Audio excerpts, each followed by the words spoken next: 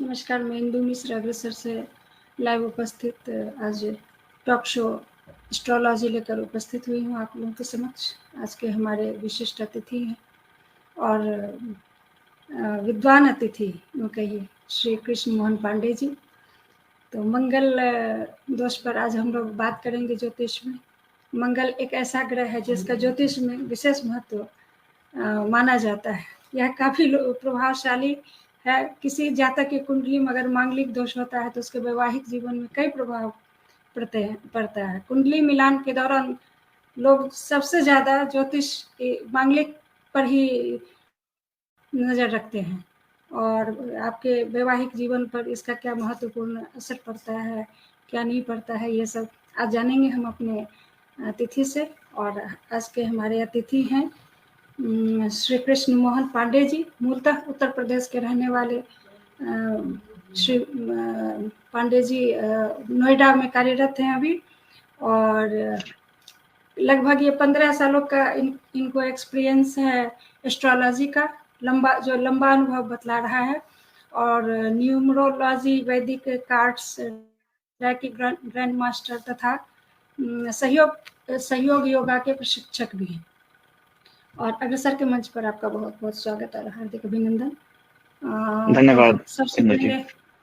सबसे पहले मैं चाहूँगी कि आप दर्शकों को आप अपने बारे में बतलाएं और मंगल दोष क्या है, उसका प्रभाव कैसे लोगों पर क्या पड़ता है, या उसके प्रति जो भी लोगों के अंदर भ्रम है। चूँकि हमारा जो विषय है वही है ज्योतिष भ्रम और मंगल दोष, इसके बारे में विस्तार से हमारे दर्शकों को बतलाएं।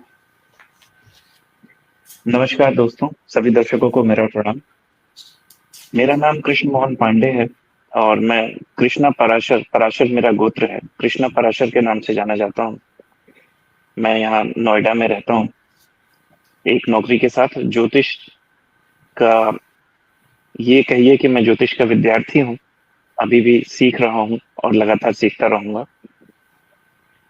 सबसे पहले हम लोग जानेंगे कि ज्योतिष क्या है। तो शास्त्रों में ज्योतिष का मतलब ये है कि ईश्वर की ज्योति, और अंग्रेजी में इसका कोई समानार्थी शब्द नहीं है। एस्ट्रोलॉजी और ज्योतिष एक नहीं है और इन दोनों के पर्पस भी एक नहीं है। तो हमारे यहाँ ज्योतिष ज्यादा वृहद है और ज्यादा व्यापक रूप से पढ़ा और सीखा जाता है। श्रुतियों से हमने सीखा और आगे इसको कन्वे किया, अगली जनरेशन को भी हम कन्वे करते रहेंगे। तो ज्योतिष के दो भाग होते हैं, एक कलन और फलन, यानी कि एक प्रिडिक्टिव एस्ट्रोलॉजी और एक कैलकुलेटिव एस्ट्रोलॉजी से हम एस्ट्रोनॉमी कहते हैं। और सदियों से यह एस्ट्रोनॉमी हमारे यहाँ की बड़ी उच्च कोटि की रही है, जिसके बेसिस पे हम प्रिडिक्टिव एस्ट्रोलॉजी यानी कि फलन ज्योतिष करते हैं। ज्योतिष है क्या और इसके अव्यय क्या है, क्या क्या है? तो ज्योतिष जो है, एक तरह का ज्योतिष जो हम पढ़ते हैं वो ये है कि हमारा ज़ोडिएक 360 डिग्री में डिवाइड है। उसको हम 12 बराबर भागों में बांटते हैं और एक भाग को हम एक राशि बोलते हैं। और सेम वही 12 राशियों में हम 27 नक्षत्रों को एक्युमुलेट करते हैं। तो लगभग 2.5 नक्षत्र एक राशि में पड़ता है। तो आप इनमें से दोनों अवयवों को किसी को भी इग्नोर नहीं कर सकते। जितना राशि महत्वपूर्ण है उतना ही नक्षत्र भी महत्वपूर्ण है। और आजकल मैं देखता हूँ नक्षत्र को इग्नोर कर दिया जाता है, जबकि वो बहुत जरूरी पार्ट है, क्योंकि 30 डिग्री में एक बहुत बड़ा क्षेत्र आ जाता है। उसको पिन पॉइंट करने के लिए एक छोटा क्षेत्र चाहिए हमें, तो हमने और छोटा किया तो वो नक्षत्र बना। हालांकि फर्दर सब डिविजन है, उप नक्षत्र है, उप नक्षत्र है, तो कि हम 2.5 मिनट की तक की क्लैरिटी ला सकते हैं उसमें, कैलकुलेशंस में। उसके बाद आता है हमारा कुंडली। कुंडली क्या होती है? तो कुंडली में हमारे पास 12 भाव होते हैं। घर कहिए, भाव कहिए, हाउस कहिए, लेकिन वो 12 पार्ट होते हैं। इन 12 भागों में जीवन का समस्त सार समाया हुआ है। जैसे कि लग्न भाव से हम देखते हैं तो शरीर को, कैरेक्टर को, और सोच को। वैसे ही द्वितीय भाव से देखते हैं तो परिवार को या धन संचय की प्रवृत्ति को, तीसरे भाव से पराक्रम, चौथे भाव से परिवार, इस तरह से 12 भाव होते हैं। ज्योतिष में एक नियम है, जो चीज की उत्पत्ति हुई है उसकी समाप्ति भी होगी। तो 8वां जो है वो समाप्ति है। तो किसी भी घर का अपोजिट 8वां होगा, यानी कि 1 से शुरू होता है तो 8वें पे खत्म होगा। और ये मतलब एक नियम है ज्योतिष में कि अगर पहला घर है आपका शरीर, तो शरीर का जो क्षय होगा वो 8वें घर से होगा। तो इस तरह से ज्योतिष में बहुत सारी संकल्पनाएं हैं, बहुत सारे नियम हैं जिस पे चलते हैं। तो हम लोग डिटेल में उस पर बात नहीं करेंगे, क्योंकि ये बेसिक एस्ट्रोलॉजी है। आप बहुत सारी चीजें सीख भी सकते हैं, देख भी सकते हैं। तो ज्योतिष में हम लोग बहुत सारी भ्रांतियों से गुजर रहे हैं। इन दिनों मैंने देखा बहुत सारे लोग मेरे पास भी आते हैं और मंगल दोष और काल सर्प दोष और तमाम दोषों से युक्त होके। हालांकि महर्षि पराशर ने कभी किसी दोष का जिक्र नहीं किया। तो मांगलिक दोष हमारे पुराने शास्त्रों में तो नहीं है। हाँ, मंगल के कुछ अपने कैरेक्टरिस्टिक्स है, जिसको वो बताता है आपके चार्ट में कि ये होगा वो होगा, और वो हर ग्रह के। पहली बात तो ये है कि मंगल जहां बैठा है वहां क्यों बैठा है। भाई, ईश्वर ने कोई लॉटरी तो उछाली नहीं है कि फला फला आदमी के लिए हम मंगल यहाँ बिठा देंगे और फला फला आदमी के लिए शनि यहाँ बिठा देंगे। तो ऐसा नहीं होता है। ये पूरा एक कार्मिक सिस्टम है। जो हमारा जो पराशर ज्योतिष है वो 120 सालों पर निर्भर करता है। 120 साल की आयु मान के चलते हैं, फिर री इनकारनेट होते हैं, यानी कि पुनर्जन्म होता है। तो ये पिछले जन्मों का लेखा जोखा हिसाब कहिए, जो कि बड़ा ऑटोमेटेड सिस्टम है और बहुत अच्छी तरह से ये फलीभूत भी होता है। उसके हिसाब से वहां पे आपको मंगल मिला है। तो मंगल क्यों मिला है? भगवान किसी को यहाँ पे सजा देने के लिए नहीं भेजते। वो तो सबको ही अच्छा और सबको के लिए ही मांगलिक ही करके भेजते हैं। और मांगलिक मैं मंगल के सेंस में नहीं कह रहा हूँ। मांगलिक मतलब सबको मांगल्य प्रदान करते हैं। तो उन्होंने किसी को सजा देने के लिए नहीं भेजा है यहाँ पे। तो री इनकारनेट होता है इसलिए कि आप अपने कर्मों में सुधार करें। तो सबसे पहली बात तो मैं ये कहूंगा कि एस्ट्रोलॉजी कभी प्रिडिक्शन के लिए यूज होती ही नहीं थी, और ना ही इसका पर्पज है कि आप इससे प्रिडिक्शन कर लें कि चौथे दिन, आज से चौथे दिन मेरी दुकान की ओपनिंग है उसका क्या होगा, या 5वें दिन मेरी जॉब का इंटरव्यू है उसका क्या होगा। ये सब बहुत छोटे प्रश्न हैं ज्योतिष के लिए। तो इन प्रश्नों के बजाय हम इस पे फोकस करें कि ज्योतिष का असली पर्पस क्या है। ज्योतिष कभी भी प्रिडिक्टिव साइंस नहीं रहा है। एक आज इस समय के एक बड़े ज्योतिषाचार्य हैं, मैं भी उनको फॉलो करता हूं, हालांकि उनका नाम मैं नहीं ले सकता यहाँ पे। उन्होंने बड़ी अच्छी बात कही। उन्होंने कहा कि ज्योतिष प्रिडिक्टिव साइंस नहीं है, ज्योतिष करेक्टिव साइंस है। आप अपने कर्मों को कैसे करेक्ट कर सकते हैं। आप जो भी ज्योतिष में निदान, दान और व्रत तप जो भी करते हैं, ये आपको सबल बनाता है, आपको प्रेरणा देता है कि आप उस कर्म को ठीक करें। कोई भी कोई भी जेमस्टोन, कोई भी क्रिया, तप, व्रत अपने आप आपकी जीवन में करेक्शन नहीं लाएगी। वो करेक्शन लाएगी आपकी टेंडेंसी में, ऊर्जा में, जिससे कि आप उसको करेक्ट करने की कोशिश करेंगे। और अगर आप कोशिश करेंगे तो वो करेक्ट भी होगी, और करेक्ट होगी तो चीजें सही हो जाएंगी। सॉरी। तो कुल मिला के बात ये है कि आप जो भी करते हैं ज्योतिष में, तो वो अपने संपूर्ण लगन से, मनोयोग से करें और उन कर्मों को हटाने की कोशिश करें। ऐसा ना हो कि सुबह में आप आ, कुछ गलत वार्तालाप कर रहे हैं, चुगली कर रहे हैं। और मैं मंगल के ही ऊपर आ रहा हूँ, क्योंकि चुगली करना मंगल खराब होने की निशानी हो सकती है। तो चुगली कर रहे हैं और मिथ्या भाषण कर रहे हैं, और शाम को आप मंगल का उपाय कर रहे हैं, तो कार्मिक बदलाव तो कुछ भी नहीं हुआ। तो वो उपाय आपको कभी काम नहीं करेगा। तो अब हम इन बातों को इसको छोड़ के आप मंगल पे कैसे ही कनेक्ट आते हैं। करते हैं? इसको आप कैसे कनेक्ट हाँ, करते हैं कि जो लोग दूसरों की शिकायत करते हैं उन पे मंगल का प्रभाव रहता है? नहीं, मैं ये ये क्या स्पेसिफिकली नहीं कह रहा हूँ कि सिर्फ मंगल का प्रभाव संकेत है रहता क्या है, इस पर चीज के लिए? हाँ, ये मंगल का प्रभाव भी हो सकता है। अच्छा। अगर दूसरे भाव में मंगल है आपके और मेलेफिक इन्फ्लुएंस है, मेलेफिक मतलब मारक इन्फ्लुएंस है किसी और प्लेनेट का, तो आप मिथ्याभाषी हो सकते हैं, चुगली करने में आपको मजा आ सकता है, मंगल की ऊर्जा को नेगेटिवली आप यूटिलाइज कर रहे हैं। तो सबसे पहले हम मंगल की बात करते हैं तो उसका नेचर पता चलेगा।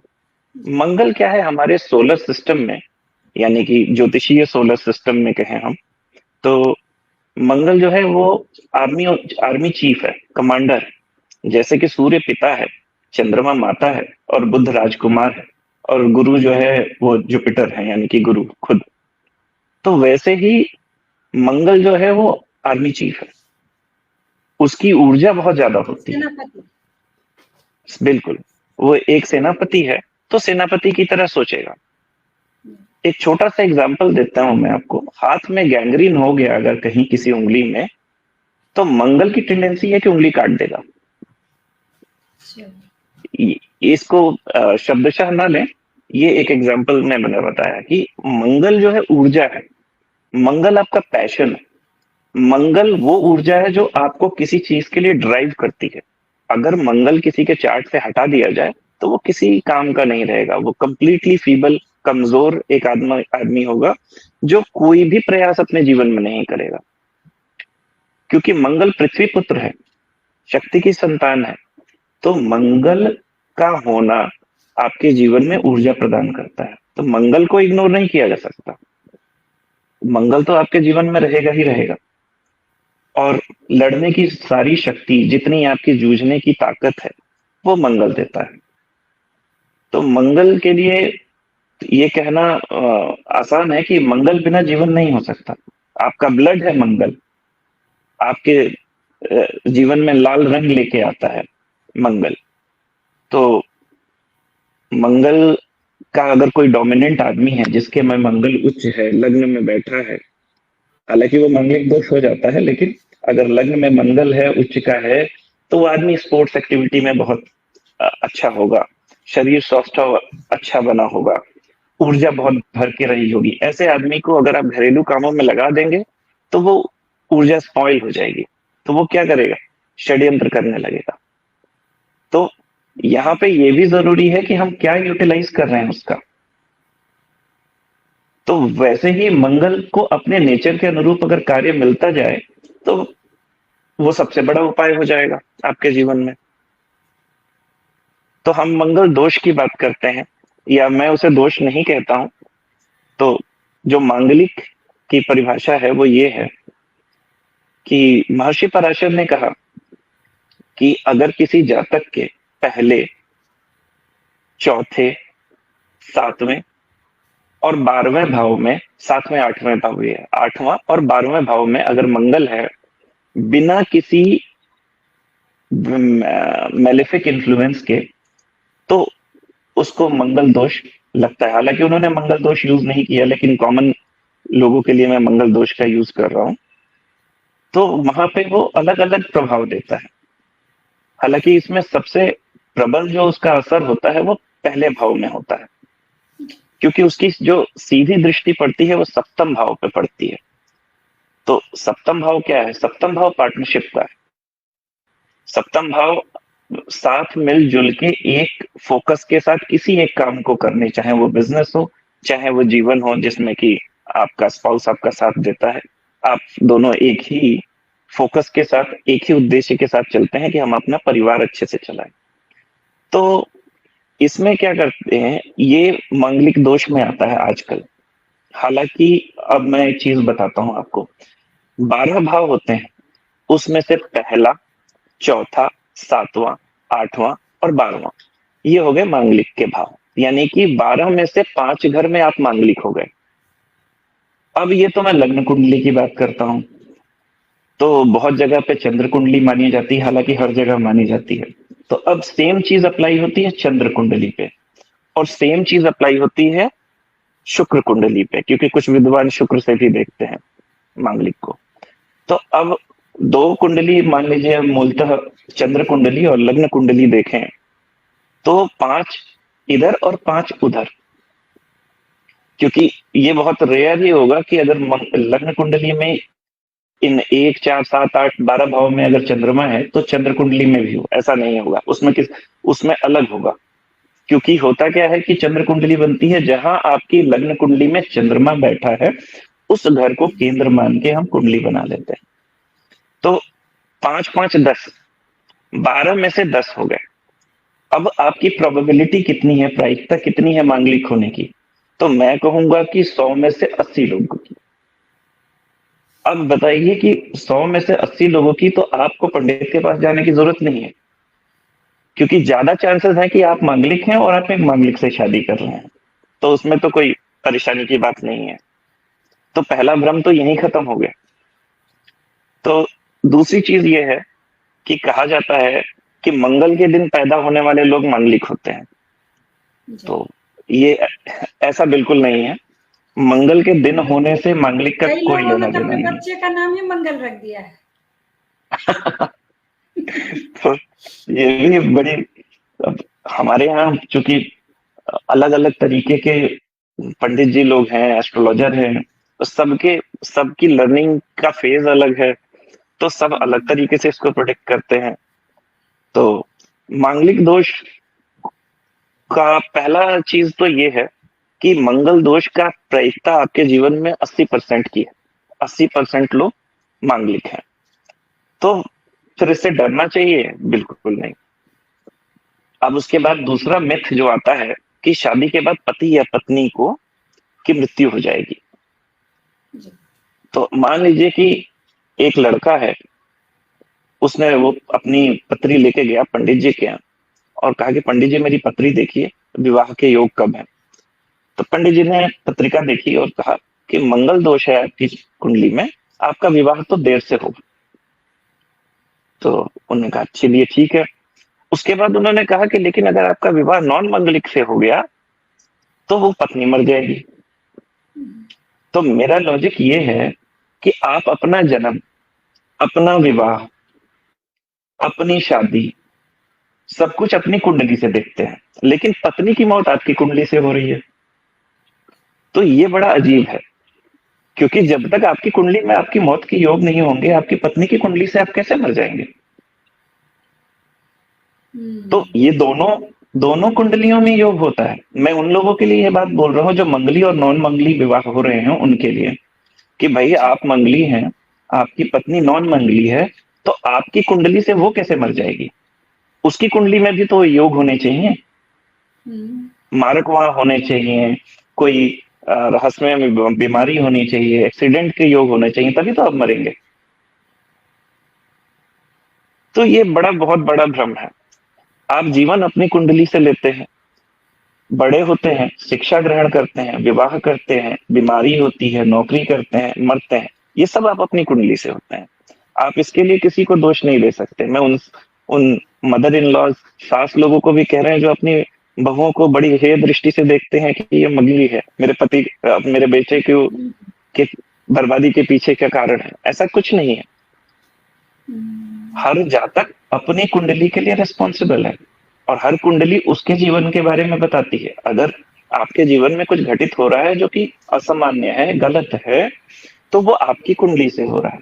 उसमें आपके साथ वालों का थोड़ा बहुत योगदान हो सकता है, लेकिन ऐसा नहीं है कि वो पूरी तरह से रिस्पॉन्सिबल हो जाए उसके लिए आपकी कुंडली में वो दोष होगा तभी हो रहा है। अच्छा, मेरे पास कुछ प्रश्न और भी आए हैं।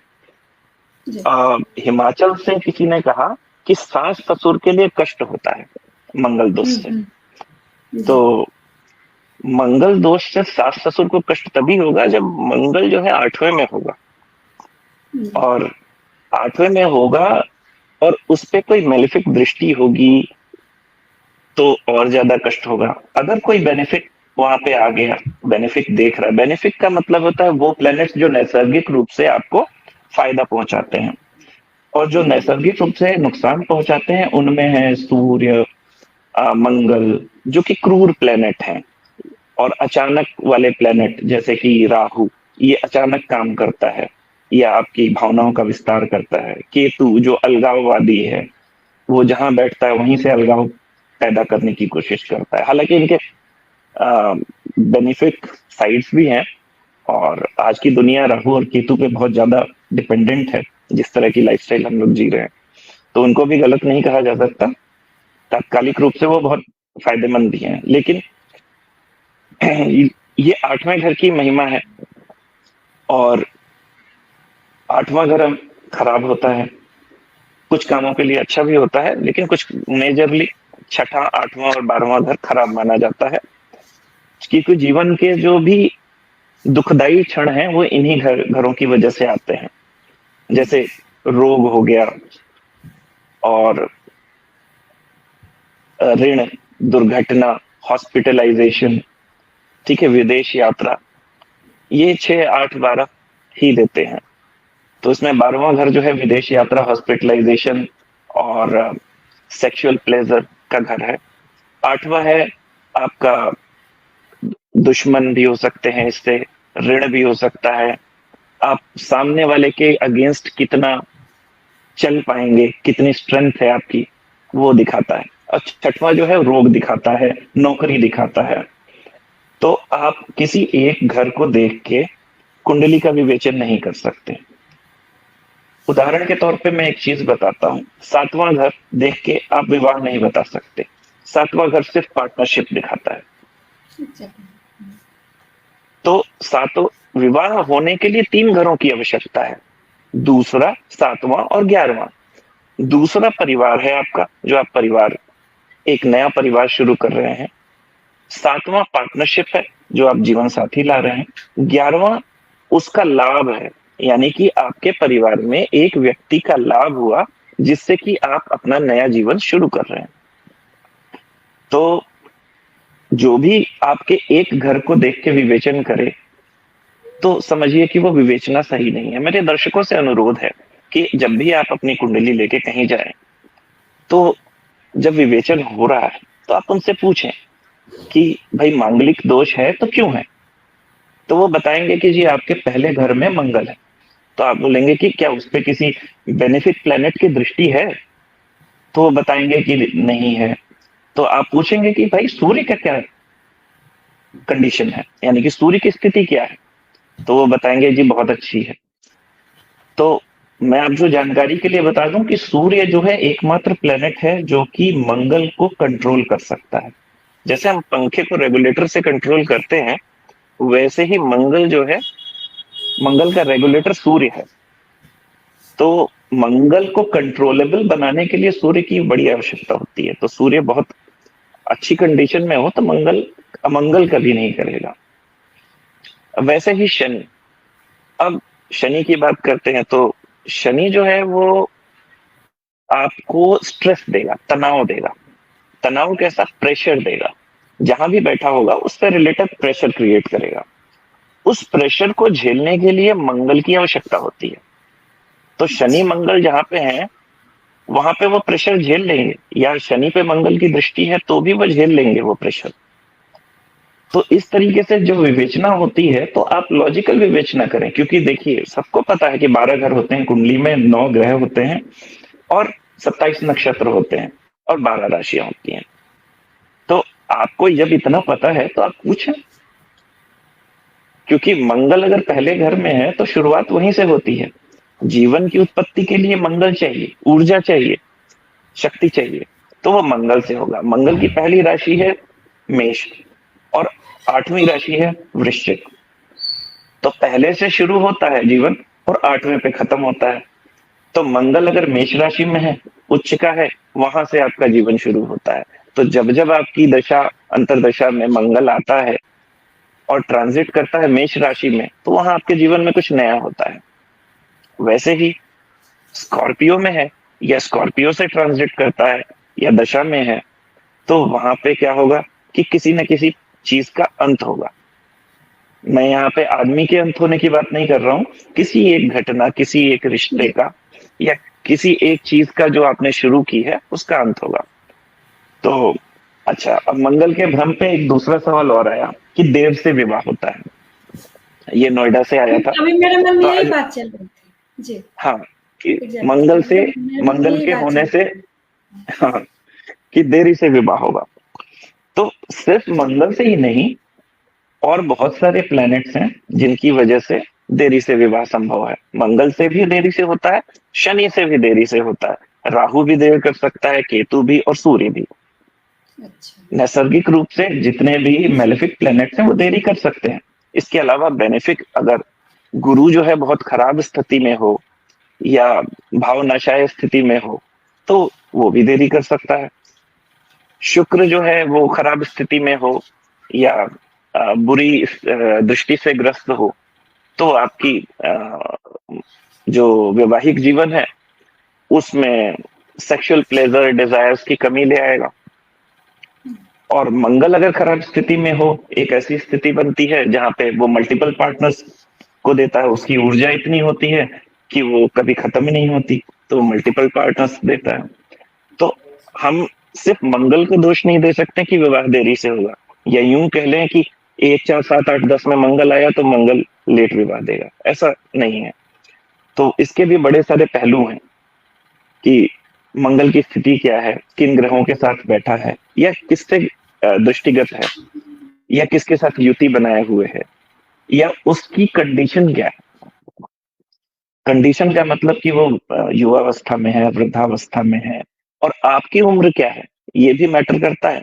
क्योंकि मंगल ऊर्जा है, 28 30 के बाद वो ऊर्जा घटने लगती है। तो ये ऑब्वियस है कि मंगल का प्रभाव भी कम होगा उस दौरान। तो इसलिए पंडित जी कहते हैं कि भाई 28 के बाद जो है मंगल का प्रभाव खत्म हो जाता है। हालांकि प्रभाव तो खत्म नहीं होता, कुंडली में है तो है, उसका प्रभाव नहीं खत्म होगा। मंगल एक ऊर्जा है, तो उसका ऊर्जा थोड़ी कम जरूर हो सकती है, थोड़ी फीबल हो सकती है, लेकिन खत्म नहीं होगी। तो इसलिए ये भी एक मिथ है कि सिर्फ मांगलिक होने से विवाह देरी से होता है। हाँ, मंगल के अपने अपने जगह पे बैठने से, एक विशेष स्थिति में आने से जो है कि विवाह में देरी संभव है। पर मांगलिक होने से जरूरी नहीं है कि विवाह देरी से होता है। हाँ, जरूर है कि माता पिता को उसके लिए मांगलिक खोजने में देरी हो जाती है, तो आप कहते हैं कि वह विवाह देरी से हो रहा है। ठीक है, तो एक और प्रश्न है कि अ, जो शादी है, अगर मांगलिक और नॉन मांगलिक होंगे, शादी होगी तो उनका डिवोर्स हो जाएगा। तो ऐसा भी जरूरी नहीं है। डिवोर्स केतु भी देता है, डिवोर्स राहु भी देता है और शनि भी देता है। राहु केतु शनि जो है वो सबसे ज्यादा डिवोर्स देते हैं कुंडली में। अच्छा, लेकिन ब्लेम जो है वो मांगलिक दोष को जाता है। बट ऐसा हमेशा सही नहीं होता कि मांगलिक आदमी बिना मांगलिक से शादी करे तो डिवोर्स पे ही खत्म होगी शादी, ऐसा बिल्कुल नहीं है। इसमें सेंसिबिलिटी की जरूरत है। मांगलिक और नॉन मांगलिक में यही है कि डिपेंडिंग ऑन कि मंगल कहाँ पे प्लेस्ड है, आपकी उस क्षेत्र में ऊर्जाएं ज्यादा होंगी। उन ऊर्जाओं को एब्जॉर्ब करने के लिए जो आपका पार्टनर है वो रेडी है कि नहीं। फॉर एग्जाम्पल, आपकी कुंडली में कोई भी दोष हो, अगर उसकी टेंडेंसी को कर्ब करने के लिए, कम करने के लिए दूसरा कोई व्यक्ति तैयार है तो वो तो कम हो ही जाएगी। और यहीं पे आते हैं उपाय। उपाय भी ऊर्जा का ही एक पुंज होते हैं, जैसे कि कोई रत्न पहना दिया। हालांकि मैं बहुत देरी से रत्न किसी को सलाह देता हूं पहनने के लिए, क्योंकि उसके लिए बहुत एक्सटेंसिव स्टडी करनी पड़ती है। यूं ही किसी को लग्नेश का, नौमांश, ये भाग्येश का या पंचमेश का रत्न नहीं पहनाएंगे कि वो त्रिकोण में है तो पहना दिया जी। उसकी कंडीशन भी देखनी पड़ेगी कि वो क्या कंडीशन में है, नकारात्मक है, सकारात्मक है, किससे दृष्टिगत है, क्या है, तब आप रत्न सजेस्ट करेंगे। तो रत्न का काम ये होता है कि आपकी टेंडेंसी बनाना। ये रत्न से भी हो सकती है, दान से भी हो सकती है, किसी गुरु की सलाह से भी हो सकती है। आपकी टेंडेंसी, क्योंकि ग्रह जो है वो प्लेनेट नहीं है, ग्रह एक ऊर्जा है। 12 भागों को 9 ऊर्जाओं से विभाजित किया गया है कि इनकी प्लेसमेंट अलग अलग प्रोबेबिलिटी में आपके जीवन में क्या प्रभाव डालेंगी। भाई, आप कुंडली मिलान करने जाते हैं तो अष्टकूट मिलान करते हैं। चलिए, एक ये भी एक मिथ है। अष्टकूट मिलान करते हैं जो कि चंद्रमा के नक्षत्र पे बेस्ड होता है। चंद्रमा के कौन से नक्षत्र में है, कौन से चरण में है, उसके नामाक्षर से उठा के आप अष्टकूट मिलान करते हैं। अष्टकूट मिलान करने के बाद आप शादी कर देते हैं, देखते हैं भाई नाड़ी दोष नहीं है, भकूट दोष नहीं है, और योनि दोष नहीं है, ये दोष नहीं है, वो दोष नहीं है, आपने शादी कर दी। आपने ये नहीं देखा कि लड़का या लड़की, भाई उसके कुछ कॉमन प्रैक्टिकल चीजें हैं जो हमें देखनी है। एक, शरीर कैसा है, बलशाली है, ठीक है, लड़का है तो, लड़की है तो सुंदर है, मानसिकता कैसी है, अच्छी है या नहीं है। उसके बाद आप फिर देखेंगे कि अगर लड़का और लड़की है, उनकी शिक्षा होगी कि नहीं होगी,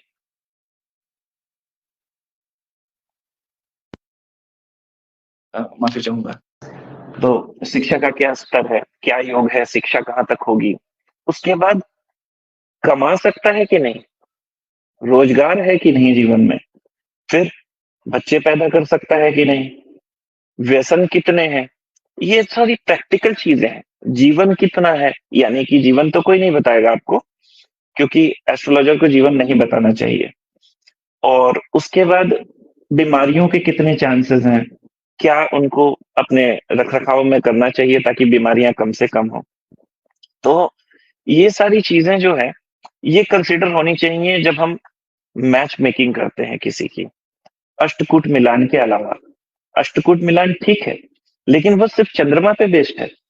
आप चंद्रमा पे निर्भर होके दो आदमियों की पर्सनालिटी पूरी मैच नहीं कर सकते। आपको सूर्य भी देखना है, आपको गुरु भी देखना है, आपको शुक्र भी देखना है। ये भी देखना है कि लड़के में जो कमियां हैं लड़की पूरी कर सकती है कि नहीं। लड़का स्वभावतः अगर खर्चीला है तो धन संचय नहीं होगा, धन संचय नहीं होगा तो एटलीस्ट गृहिणी को धन संचय करना चाहिए। तो हम ऐसी गृहिणी ढूंढेंगे जिसमें धन संचय की प्रवृत्ति हो, ताकि कुल मिला के एक पॉजिटिव इफेक्ट आए। तो ये सारी चीजें जो है वो बहुत आवश्यक है। सिर्फ और सिर्फ हम शादी में बैंड वाले को ढूंढने में, और कौन परफॉर्म करेगा, स्टेज कैसा होगा, बैंकेट हॉल कैसा होगा, हम बहुत सारा ऊर्जा और पैसा खर्च करते हैं। लेकिन मैच मेकिंग में हमको 501, 1100, 2100 इन्हीं में रह जाते हैं कि पंडित जी ने ज्यादा ले लिया। लेकिन आप एक सही पंडित जी को ढूंढ के, एक दो तीन बीमारी होती है तो 3 डॉक्टर से भी कंसल्ट करते हैं। तो जो आपको लॉजिकल लगे आप वहां पे कंसल्ट कीजिए, लेकिन मैच मेकिंग बहुत जरूरी है, और ढंग से करना और भी जरूरी है। आप जो मुहूर्त वाले पंडित जी हैं आप उनसे करवा लेंगे तो उनका जो ज्ञान है, जितना ज्ञान है, वो तो सारा कर्म कांड में है। ज्योतिष एक अलग विधा है, ज्योतिष वाला कर्म कांड में नहीं उतरेगा। अगर ज्योतिष जानता है तो वो कभी कर्म कांड नहीं करेगा, क्योंकि वो अपने ऊपर कर्म नहीं लेगा किसी के। तो जब आप कंसल्टेशन करते हैं, कुंडली मिलाते हैं, ठीक है, आप पंडित जी से अष्टकूट मिलान करवाएं, लेकिन उसके बाद आप लड़के और लड़की को कुंडली लेके जाएं और 1, 2, 3 एस्ट्रोलॉजर से करें। भाई ऑन एन एवरेज 5,000, 6,000 एक एस्ट्रोलॉजर लेता है, तो आप 18,000 समझिए कि स्टेज में से कम कर लिया, और कुंडली मिलान करें, क्योंकि जीवन का सवाल है।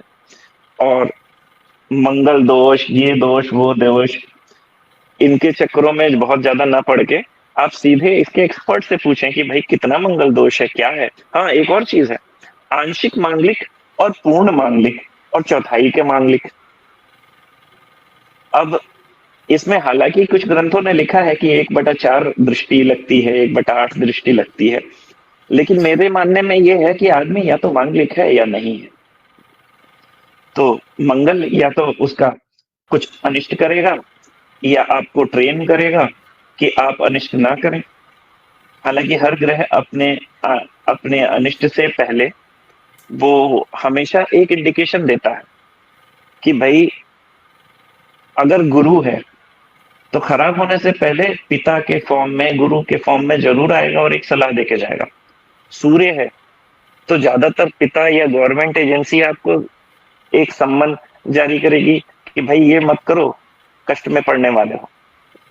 तो उन इंडिकेशंस को समझने के लिए भी आपको अपने सेल्फ अवेयरनेस को इंक्रीज करना होगा। तो अगर सेल्फ अवेयरनेस इंक्रीज होती है, आप योग करते हैं, साधन करते हैं, ध्यान करते हैं, किसी भी तरह का तप व्रत करते हैं, तो आपकी अपनी ऑरा क्लीन होती है। और एज अ एस्ट्रोलॉजर ये बहुत जरूरी है, और बाकी लोगों को, जनरल पब्लिक को भी ध्यान जरूर करना चाहिए मेरे हिसाब से। एस्ट्रोलॉजर को तो जरूर करना चाहिए, क्योंकि मैं आपको वो चीज बता रहा हूं जो आपके लिए बताने के योग्य नहीं है। यानी कि मैं आपके भविष्य के बारे में कुछ बता रहा हूँ। 60 से 70% आप प्रिडिक्ट कर पाते हैं, उससे ऊपर कई जगह नहीं कर पाते हैं। वो चार्ट टू चार्ट वेरी करता है कि कितना उसमें डिफरेंस है समय का, जन्म समय में। इसमें भी बड़ा विवाद है कि जन्म समय कौन सा लें। तो कहने का मतलब ये है कि आपको ध्यान करना चाहिए। ध्यान करने से आपकी आत्मबोध बढ़ता है। जब आत्मबोध बढ़ता है तो कई सारे प्लेनेट अपने आप ठीक होने लगते हैं, आपको किसी रत्न की जरूरत नहीं पड़ेगी, और कोई कोई प्लेनेटरी फियर आपको नहीं आएगा, क्योंकि जब आत्मबोध होगा तो आप समझ जाएंगे कि ये क्यों हो रहा है और कैसे हो रहा है। जी। तो मैं चाहूंगा इन भ्रांतियों को दूर रखा जाए। काल सर्प दोष नहीं होता है, मंगल दोष नहीं होता है, और इसके अलावा सर्प दोष नहीं होता है, पितृ दोष नहीं होता है।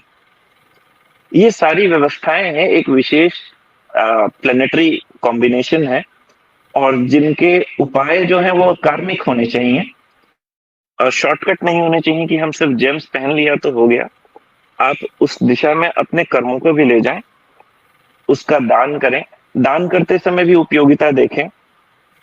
फॉर एग्जाम्पल, काल सर्प दोष होता है, पंडित जी ने पूजा करा ली, 51,000 रुपए आपसे ले लिए, कहे कि काल सर्प की पूजा हो गई, तो कुंडली से काल सर्प चला गया, कुंडली में तो वही है, वो तो हटता नहीं है।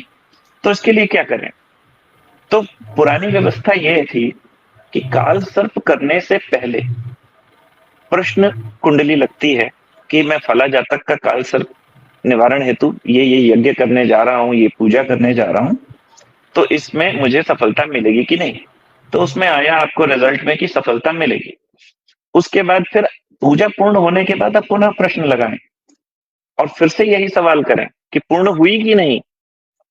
कई बार 5-5 बार काल सर्प की पूजा होने पे भी वो दोष नहीं मिटता, कई बार एक बार में मिट जाता है। तो इसलिए ये इसको धंधा न बनने दें। एस्ट्रोलॉजी बहुत प्योर साइंस है, डिस्कशन करने के लिए बनी है।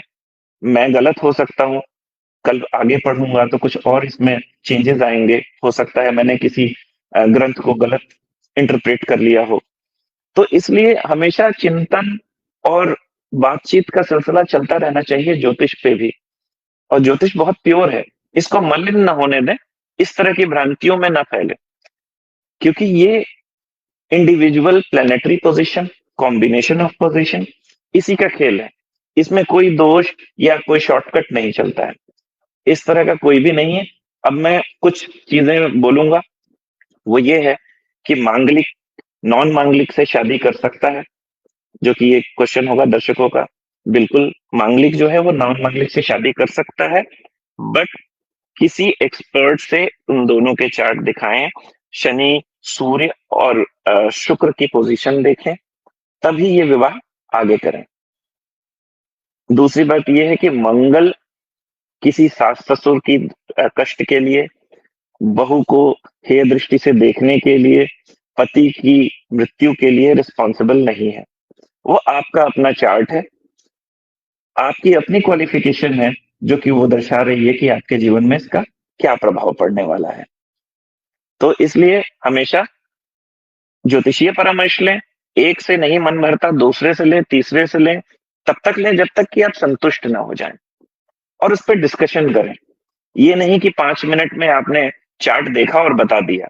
किसी एक चार्ट को एनालाइज करने में 2.5 से 3 घंटा लगता है। मैं स्वयं एक दिन में एक चार्ट से ज्यादा कभी नहीं एनालाइज करता, कई बार तो 2 या 3 दिन भी लग जाते हैं। तो प्रश्न और है कि मंगल दोष है या नहीं, ये कैसे पता करें? मंगल दोष है या नहीं, इसका जवाब मैंने दिया कि पहला, चौथा, 7वां, 8वां, 12वां लग्न में या चंद्र कुंडली में, या कहीं भी हो तो उसको मंगल दोष कंसिडर करते हैं। बट वो नलीफाई कैसे होगा? नलीफाई होने के लिए बहुत से हैं, जैसे कि उच्च का मंगल बैठा हुआ है स्वराशि में, तो मंगल दोष नहीं लगेगा। बस उसकी ऊर्जाओं को डाइवर्ट करना होगा। ऊर्जाओं को डाइवर्ट करने के लिए उसको फिजिकल एक्सरसाइज करवाएं। अगर साउथ इंडियन एस्ट्रोलॉजर्स हालांकि दूसरे घर में भी मंगल को मांगलिक दोष में काउंट करते हैं, तो दूसरे घर में अगर मंगल है तो उसको सही सीख दीजिए कि भाई आप झूठ मत बोलिए, मिथ्या भाषण मत कीजिए, धन का दुरुपयोग मत कीजिए, संचय कीजिए। तो ये कार्मिक व्यवस्था से वो मंगल दोष हट जाएगा। सप्तम में हो तो सप्तम की दृष्टि पहले पे पड़ेगी। सप्तम पार्टनरशिप का है, तो पार्टनरशिप में आपको बहुत ज्यादा सोच समझ के चलना होगा। भाई दूसरे का आपको बर्दाश्त करना होगा, चाहे वो आपकी पत्नी हो या पति हो। चौथे में है तो चौथे में अगर मंगल को लगा दिया आपने तो वो घरेलू काम करेगा, और मंगल की ऊर्जा ऐसे यूटिलाइज नहीं होगी, तो वो घरेलू काम करते करते चुगलखोरी करने लगेगा परिवार में। तो आपको उसकी ऊर्जा को सही जगह लगाना पड़ेगा, तो मंगल दोष खत्म हो जाएगा। 12वें में है तो हॉस्पिटलाइजेशन का चांसेस बढ़ाएगा, विदेश यात्रा के चांसेस बढ़ाएगा। तो यूटिलाइज करने के लिए अगर आदमी हॉस्पिटल में काम करता है तो उसका मंगल दोष वैसे ही नलीफाई हो गया। विदेश में है तो वैसे ही नलीफाई हो गया। तो इस तरह के कम से कम 100 से ज्यादा कॉम्बिनेशन है जिसमें कि मंगल दोष नलीफाई होता है। और आजकल तो व्हाट्सएप यूनिवर्सिटी और गूगल यूनिवर्सिटी खूब चल रही है, किसी भी पुस्तक का उदाहरण ले सकते हैं। तो श्रोतागण खुद भी ये चीज देख सकते हैं कि भाई पंडित जी ने बोला इस चौथे घर में मंगल है, मंगल दोष है, तो इसका निवारण कैसे होगा। तो देख लीजिए भाई कैसे निवारण होगा। बृहद पराशर होरा शास्त्र तो मोटी किताब है, तो लघु पराशरी में जाइए, सारावली में जाइए, किसी न किसी में आपको मिल जाएगा कि इसका नलीफाई कैसे होगा, कैंसिलेशन कैसे होगा। अगर मैं लिस्ट करने लगूं तो थोड़ा बहुत लंबा हो जाएगा वीडियो, तो क्योंकि 51 से ज्यादा कॉम्बिनेशन है जिसमें नलीफाई हो जाता है। तो आपको सही ज्योतिषी के पास पहुंचना है। पंडित जी ने बताया है तो पंडित जी से भी बात करें, अगर उनको ज्ञान है पूरा तो वो बताएंगे आपको कि कैसे नलीफाई हो रहा है। तो इस तरह से कम 80 से 90% आदमियों के मंगल दोष नलीफाई हो जाते हैं, क्योंकि कुछ ना कुछ ऐसा कॉम्बिनेशन मिलेगा बेनिफिट की दृष्टि। अच्छा, मंगल दोष तभी होगा जब एक चार। प्रश्न और है जैसे जी जी एक जी बात बताएं। और है कि जैसे आपने विदेश की बात कही ना, तो जी जो घर से बाहर है उसको आप विदेश मानेंगे या फिर देश से बाहर कोई विदेश मानेंगे? देखिए जहां और पे अगर अपने घर से दूर कहीं रह रहा है समझ गया, उसको आप विदेश मानेंगे तो, या फिर विदेश की परिभाषा दूसरा देश ही है? मैं आपको बताता हूं। आप सपोज यहां से साउथ के बॉर्डर पे हैं, जहां नॉर्थ और साउथ मिल रहा है, तो वहां से आप जब साउथ में एंटर करते हैं तो आपको वातावरण बोली में बदलाव आ जाता है, तो वो विदेश है। तो विदेश क्या होता है, विदेश ये होता है जहां पे वातावरण देश काल पात्र बदल जाए तो वो विदेश है, और जहां पे देश काल पात्र ना बदले तो वो विदेश नहीं है। मतलब अगर कोई हिंदी भाषी देश है जैसे कि नेपाल, और वेदर भी ऑलमोस्ट एक जैसा है, तो वो विदेश नहीं है। और वैसे ही साउथ विदेश में काउंट हो सकता है। तो लेकिन तात्कालिक रूप से 1000 किलोमीटर से ऊपर को विदेश मान लिया जाता है, क्योंकि वहां का पानी बदल जाता है, वाणी बदल जाती है, तो मान लिया जाता है विदेश। तो विदेश की तो यही परिभाषा है कि देश काल पात्र बदल जाए तो वह विदेश है। नदी पार कर ली आपने, समुद्र पार कर लिया तो वो विदेश है, और समुद्र पार करते ही आप हिंदू नहीं रहते, है ना। तो ये उसका है। मैं पहले एक बात बता रहा था, मैं मिस कर गया शायद, वो मैं भूल भी गया, मेरे दिमाग से निकल गई वो बात। तो खैर, तो कुल मिला के बात यह है कि भ्रम में नहीं पड़ना चाहिए आदमी को, और खुद भी थोड़ा बहुत ज्योतिष का ज्ञान लेना चाहिए। कम से कम अपनी कुंडली का विवेचन स्वयं कर लें तो बेहतर होगा, आप किसी जाल में नहीं फंसेंगे।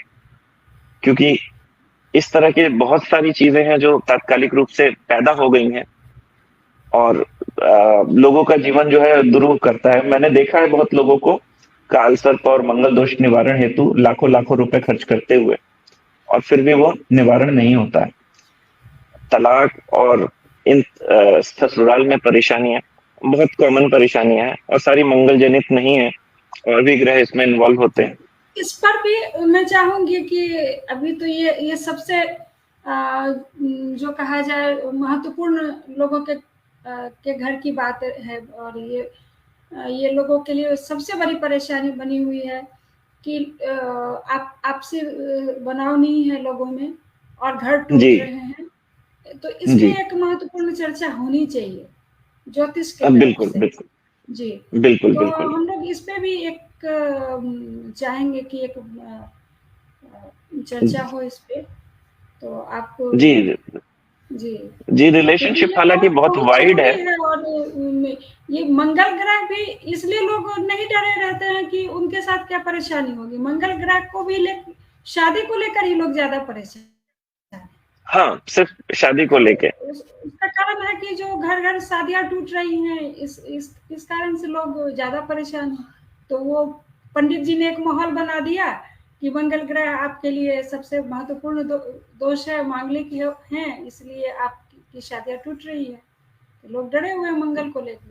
भाई लेकिन आप मेरे परेशानियां पास कहाँ आ आई। रही हैं, कहाँ आ रही हाँ है, ये लोगों को जानना जरूरी है।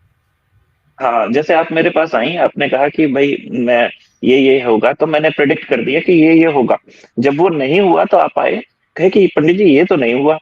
तो मेरे पास उसका जवाब नहीं है। तो मैं क्या कहूंगा, देखिए ये मंगल की स्थिति खराब है या शनि की स्थिति खराब है, इस वजह से हुआ।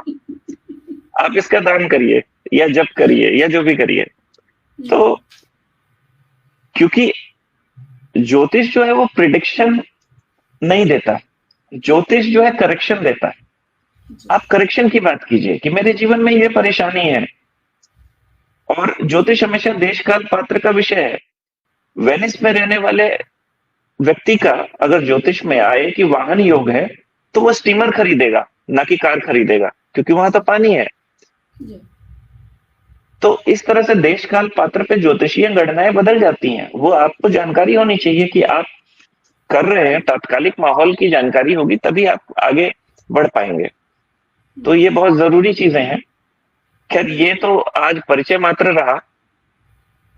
तो हम लोग बिल्कुल, तो इस पे चर्चा करेंगे। खास करके मैं चाहूंगी कि अब शादियों पे चर्चा ज्यादा से ज्यादा एक बार हो, और लोगों को ये जानकारी मिले कि कहाँ कहाँ परेशानियां हैं लोगों की, इस वजह से कौन सा ग्रह इसके लिए ज्यादा महत्वपूर्ण है। चाहे जो भी हो, इस पे एक जी जी। ज्योतिषीय चर्चा हो इस पे। हाँ, मैं अगली बार चाहूंगा कि उदाहरण लेके काम किया जाए, तो लोगों को और ज्यादा समझ में आएगा। मेरे पास जी बहुत जी, सारे हैं ऐसे केसेस, तो हम उस पर चर्चा कर सकते हैं। निश्चित निश्चित जी। जी आज मुझे भी मंगल दोष को लेकर एक अलग तरह की जानकारी मिली कि मंगल दोष का निवारण भी कहीं कहाँ पे हो सकता है। लोग डरे हुए हैं। जी हालांकि मंगल ग्रह पे मैंने चर्चा की, लेकिन ये तो होता ही है कि ज्योतिष बहुत बृहद है, तो अलग अलग तरह की व्याख्याएं भी चलती रहती हैं।